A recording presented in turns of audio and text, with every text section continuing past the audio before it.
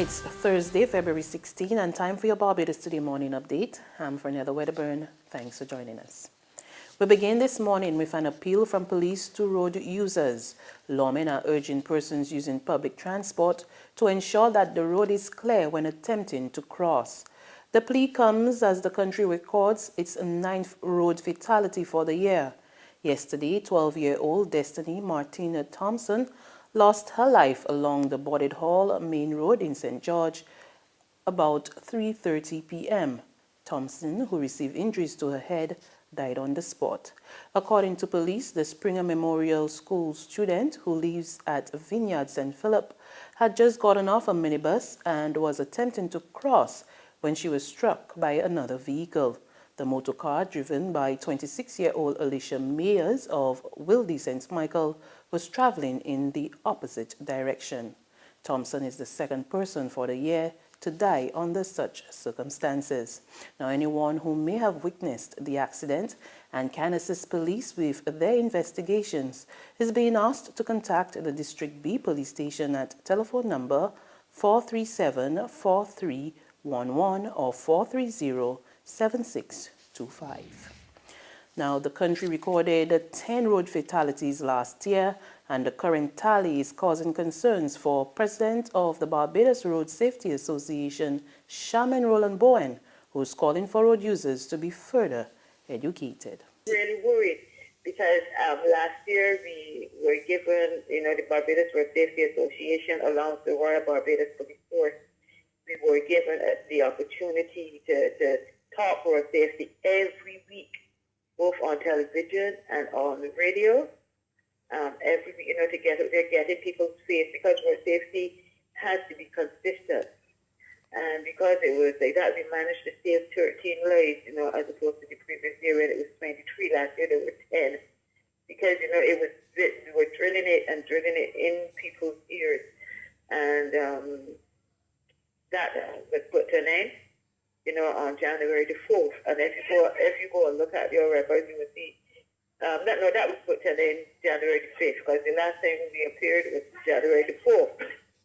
And since then, these accidents, they just keep accidents and fatalities.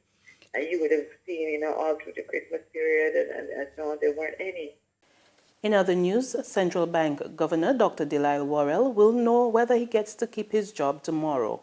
Worrell turned to the High Court last weekend after he was ordered by Finance Minister Chris Sinclair to either resign from his post or be fired. The matter came up before Justice Randall Worrell again yesterday, 3 days after the High Court judge granted an injunction that barred the government from removing the governor.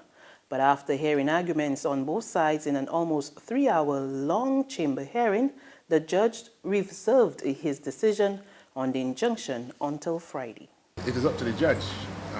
I've been doing this for almost 17 years now, so you win some that you didn't expect you would win, you lose some that you didn't expect you would lose. So it is up to the judge. We've done the best that we can do in this short time that we've had to prepare ourselves, and we are now justified in coming on Sunday evening, because when the governor got word of this last Thursday, we were a little unsure as to the seriousness of it.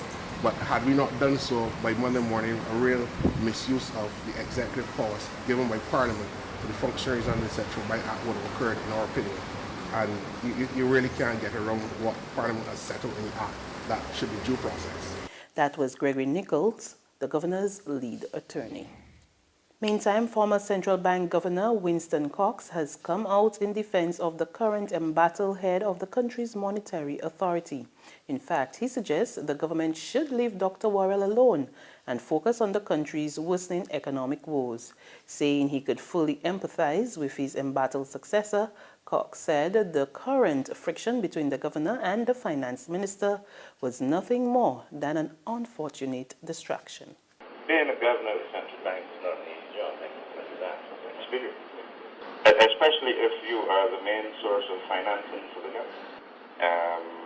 The central bank always does provide some financing to government, but it's a cyclical thing, and it goes up and down.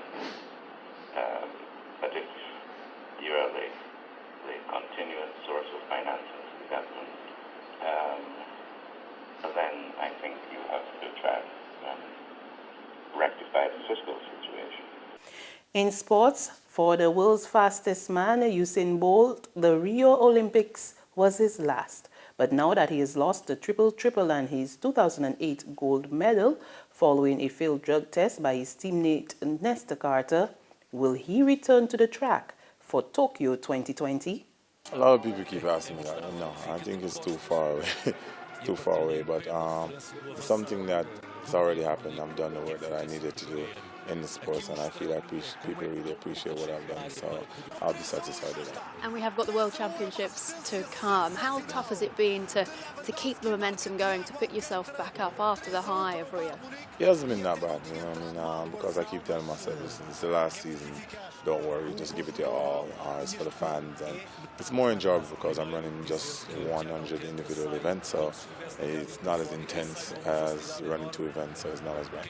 So what's the goal? Is it just gold, or are we going to see a record as well? We'll see what happens. The good thing is that I'm not injured in January or February, so that's good. This is the first time I've ever been in shape and not injured, so that's a good sign. So we'll see how the season progresses. If it progresses in the right direction, you never know what could happen. Usain Bolt there speaking to CNN at the World Sports Awards in Monaco, where he was crowned Sportsman of the Year for the 4th time. There's regional and international news after this short break.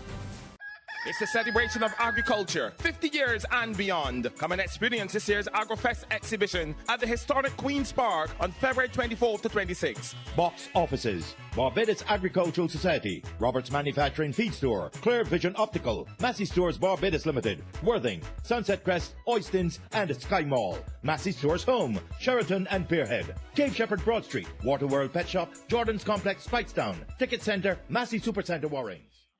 Be there.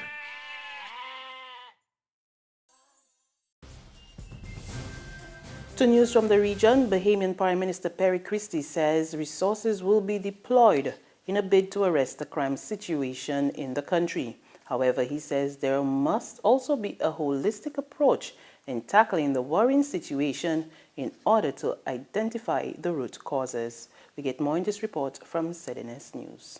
Mr. Christie says the country cannot be lenient with people who are using or bringing guns into the country, further stating that these people must be prosecuted swiftly.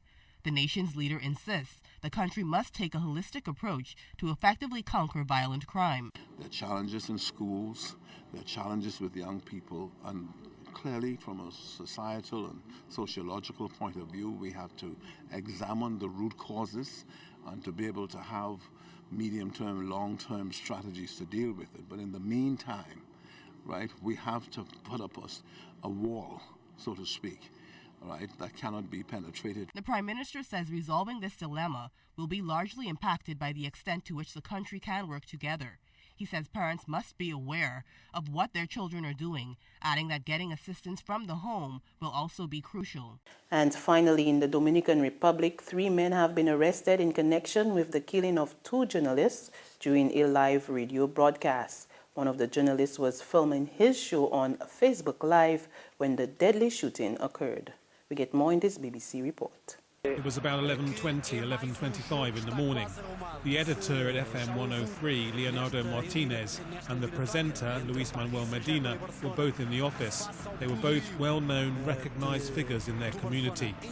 And then someone started shooting. First he killed the editor, who was on the ground floor.